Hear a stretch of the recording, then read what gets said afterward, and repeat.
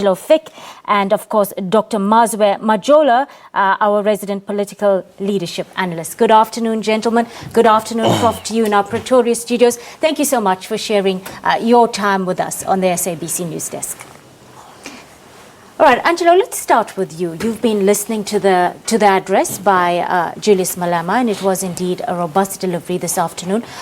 What do you make of the thrust of that message that we've just heard? So my understanding of what the EFF is offering is a radically different vision of a future South Africa. So they're suggesting a different structure of ownership in the economy. They're suggesting a very different understanding of how education works in relationship to jobs. But they're also very particular in their, shall we say, critique, if not attack, on the incumbents who have their hands on the levers of state. And that they're able to do because they're sitting in an opposition position. And the question that I think that will be asked is, given their role in elected positions in the National Assembly, given their functions in those committees, whether or not South Africans feel that they're ready to have their own hands on the levers of government. Because to have a vision as comprehensive and interesting as the EFF's is a very different game from having to implement it once you're in charge of the levers of government. Exactly.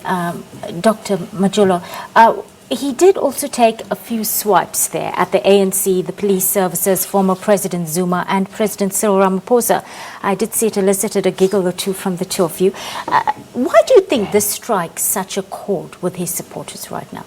Well, it's part of his strategy. I mean, he will use his confrontational, his aggression, and his obnoxious leadership style to woo the leaders. Remember, leadership is influence, it's inspirational. Leadership, it's moving people to follow you. It's the ability to make people following you. So that is his strategy to woo voters at this point. Sorry, to make sure that people are following him. And then on the other side, Cyril Ramaphosa will use his conciliatory tone, and then he will exhibit some humility style. As you heard this morning, he will acknowledge some mistakes made by the ruling party. The advantage of EFF is that they have not governed yet. So, I mean, at the moment they are throwing stones. Their disadvantage is that they have not governed yet, or that the advantage is that, yes, at the moment they are pointing figures, but the disadvantage is that they are not tried and tested. There isn't anything they can show people that we've done this and we'll continue to do it. But of course, yes, they say to people, vote for us, give us a chance, and then we can show you a different thing what the ANC has done. Doc, you've spoken about the variant leadership styles between Julius Malema and President Cyril Ramaphosa. Which one do you think is the more effective at this juncture in our country? Well, all of them. It just depends on your audience. It depends what you are using it for. Remember, there is no perfect leadership style. Leadership is situational.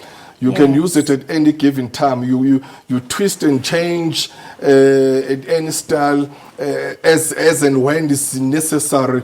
You can use a bullying style, you can use an aggression style, you can use a conciliatory style. It just depends on the situation and on a certain objective and the audience that you are targeting. All right. Let's bring in Professor Lesiba from our Pretoria studios. Good afternoon, Prof, and thank you for your time on the SABC News Desk.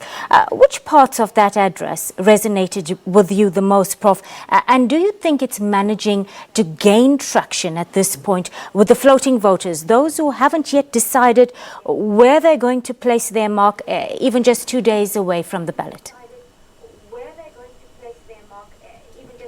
Professor, can you hear me in Pretoria? Well, there is a great possibility that... Professor, can you hear me in Pretoria? Go ahead, Professor. We can hear you. We're listening. Yes, I can hear you now. Go ahead, Professor. Yes, I can hear you as well. Yes, Professor, we heard that address a Yes, little bit look, earlier. Which part of that message resonated with you the most? And do you think Julius Malema is going to manage to gain the vote of those people who still haven't decided yet, just 2 days before election?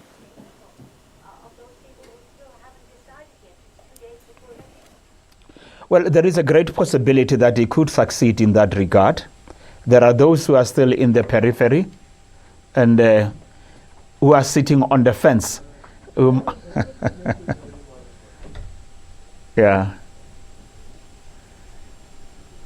Go ahead, Professor. We're listening. All right, we do seem to be struggling with the audio link on the interview with Professor Lesiba in our Pretoria studios. We'll try and get him back for you a little bit later on in the show. But let's go back to Angelo Fixit sitting with me right now. Angelo, is the EFF simply doing what we've seen other opposition parties do in the run-up to this election and previous elections, where they're simply reinforcing the weaknesses of the ruling party?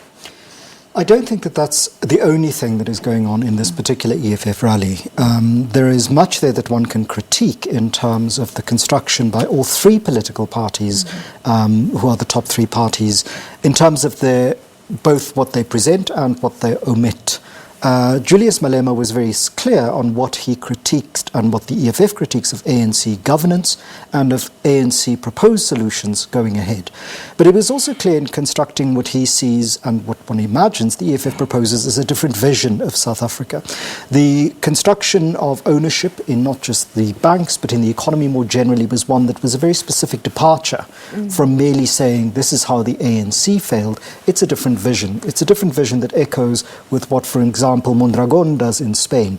Whether or not it's implementable in South Africa is a different debate altogether, but there is a different vision. And the same goes for the DA. There are moments where they are caught in this torsion of simply critiquing the party of record, the party of government. But there are also moments where they are articulating a slightly different vision, or even sometimes a radically different vision, where there are definite policy oppositions between the ANC and the two main opposition parties in Parliament. Doc, the EFF says, and we've heard in this address, that young people are needed to make the change or become the change that we need to see in society. And we did hear Julius Malema focus today on youth and education. Are we seeing a concerted effort at this point by EFF top brass to dispel the notion that this is just a youth movement? Yes, they've been at pains trying to debunk that notion, and you can even see into their rallies now. You can see old people are coming in, the grannies. Yeah. You'll see them there. In Polokwane, there were old people who were there. So they're trying to see that. But of course, yes, it's an undeniable truth and fact that the majority, probably 98% of EFF are the young people, which is good because really it denotes the future of the organization with their passion, with their energy, with their vitality, their innovation. You want that, and that's what they are gunning for. And then they've done so well in the tertiary institutions with their student bodies. So definitely they're doing so well with that regard when it comes to young people. All right, let's try and get Professor Lesiba on the line there from Pretoria. I do hope we can hear you now, Professor. I was asking you if this address has gained traction, perhaps, with the undecided voters, those who haven't decided yet who they're going to vote for come Wednesday. It's a bit too late in the arm. By far, the majority of the people have taken their decision. However, you could indeed find those who are genuinely undecided. But I don't think it's a sizable chunk that can sway the election either way. But it is the message that comes across that seems to resonate with the EFF catchment area. And I'm one of those who say their branding and marketing is doing very well for them. And I hear a colleague mention something about education. Indeed, their catchment area is youthful, and they've made education fashionable and they lead from the front in terms of acquiring qualifications in and by themselves. And even some adults might say, perhaps this is a party to be associated with or to identify with. The other point I want to mention relates to maybe what he has drawn from Martin Luther's famous speech, that one day I hope that sons of former slaves and sons of former slave owners will be able to sit together at the table of brotherhood. It is that type of language, an inclusive language, not abrasive and polarizing language, that I would encourage Malema to try to embrace. And Angelo, we have seen Julius Malema use some very polarizing, offensive, hurtful language in the past, especially when it came to his recent racist statements targeting the minority Indian and coloured communities. And yesterday, when I spoke to the doctor, we did discuss that a value like inclusivity is something that is paramount when it comes to high caliber leadership. Do you think this sort of narrative is going to hurt the EFF at the polls come Wednesday? I think in South Africa we have to be careful that we don't hear only what we want to hear by listening only for those aspects that seem to speak to our own understanding of the world. The vision that the EFF proposes is not a vision that I think wants to speak to everyone in South Africa. It has a very specific reading of the South African polity that says it is an unequal society and that inequality works along lines of race, in quotation marks, lines of class and lines of gender. And therefore they're not interested, unlike other parties, they say, to appeal to people who have bought into that vision of inequality as merely the nature of the world. And so there are going to be abrasive and sometimes deeply disturbing statements against people who are on the inside of the South Africa that has worked over the last 25 years. But there are also going to be statements that are designed to be that way, to call upon and include the people who have been marginalized over the last 25 years. And there is no denying that in many respects, the old Population Registration Act categories of 1950 continue to advantage people in particular ways this late into post-apartheid South Africa. And it would be disingenuous to pretend that that isn't the case. However, how Julius Malema has couched that critique has often been the substance of the critique of his view, that they can come across as deeply racialized and divisive, and that they often ignore very specific details in order to have the rhetorical appeal that he has. And there I think it's important to draw a distinction between racist views of the world and views of the world that you look at how race is used to distribute resources, whether they're resources of chance or resources of material. And there I think the EFF has shifted in the use of its rhetoric from how it did this in 2014 to how it's doing it in 2019. But we must also not forget that the critics of the EFF are also looking out for what they see as crude discourse on fine points. And there I think the EFF has some journey to travel in order to neutralize potential critics. Yes. Doctor, I would like to talk about the growth potential of the EFF at this point. Could it be limited at all right now? Because most South Africans are still conservative when it comes to their voting patterns, and some are still very reluctant to choose a newer party over a more established one, much less for one whose policies at this point, however good those intentions are, seem to border to want to turn the country upside down. Well, no, they have a huge potential of growth, of growing as an organization. As we've just said, they're targeting the youth. They've got a very good target group, and they're using it so well to capitalize in terms of getting them and attracting them. In 2014, they received just over 1 million votes, which translated to about 6%. And then this year, definitely there is a very good chance that they might double that. So they're doing very well in that regard. Remember, yes, notwithstanding the issue of VPS, as Malema did say, that give us the proof those one who are pointing that.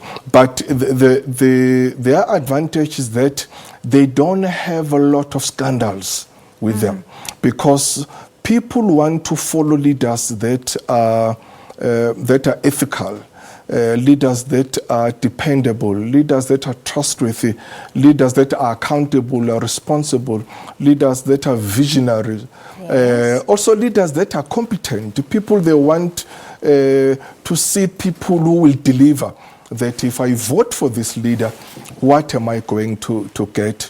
By nature, or yes, naturally, leadership is subjective, because you can find 3 different people with one person, and they will define that leader in different forms. One person will say, wow, that's a great leader. Another person will say, that's a terrible leader. Another person will say something. One person, but different people will say different things. Why? Because maybe due to decision making, maybe because of the qualities of, because of what that person has done. So there will be a lot of different nuances that will come or that will accompany the leadership. But other than that, definitely EFF has got a very good potential. Doctor, what are the key elements that make up or make for a good leader at this juncture in the country? Is it kindness? Is it intelligence? Is it inclusivity? A combination of all both? It's a combination of all those. People, they want to see someone who is a unifier. Yes. South Africa is so polarized in terms of racial groups. So they want to see a leader that will unite the country, but also they want to see the leader that will deliver. So they want to see a competent leader, someone who will put together a competent team. They want to see an ethical leader, someone who will come with integrity, values-driven leadership. As I've said, they want to see a dependent leader, an accountable leader, responsible leader, someone who will accept wrongdoings and apologize, and someone who will improve from that, not someone who will always defend and keep on doing wrong things. Yes. Professor Lesiba, let's go back to you now in Pretoria. I hope you can hear me now. I want to go back to the racist remarks that Julius Malema made in the months that went by us. The National Development Plan of the country cites 2030 as a deadline by which most South Africans should be more conscious of the things we have in common than our differences. Do you not feel that such remarks are deeply polarizing and moving against the national blueprint for our country at this point, Professor, when it comes to things like social cohesion and nation building? You see, there is a language that Julius often uses that I find extremely unfortunate. Caustic, polarizing, divisive, and inimical to the values that underpin our Constitution, namely social cohesion, reconciliation, and nation building. And if he can work on that, I think he has a potential to make a major difference than he's doing right now.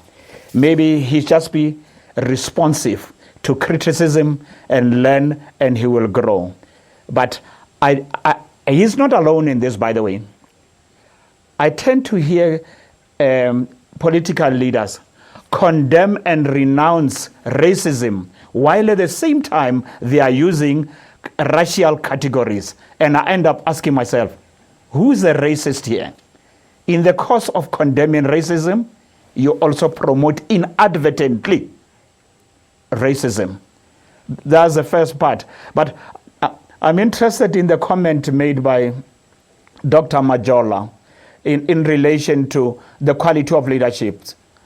I'm asking myself, in the ideal world, those traits, those characteristics matter most, but not in Africa. It's about personality. It's about what I can get. It's about the politics of the stomach. The worst leaders get elected time without number. the worst parties get elected time without number, precisely what I can get out of that. And I'm hoping and praying that the day will come when people put a high premium on the qualities that a leader should have in order to lead us to the promised land. But as of now, I'm very cynical, I'm very skeptical. By far the majority of them are not worthy of the title honorable. Thank you, Professor Lesiba, in our Pretoria studios. Gentlemen, we'll have to leave it there for this hour. Time to take a short break. I'll be back with more news after this. Do stay locked on to the SABC News Channel.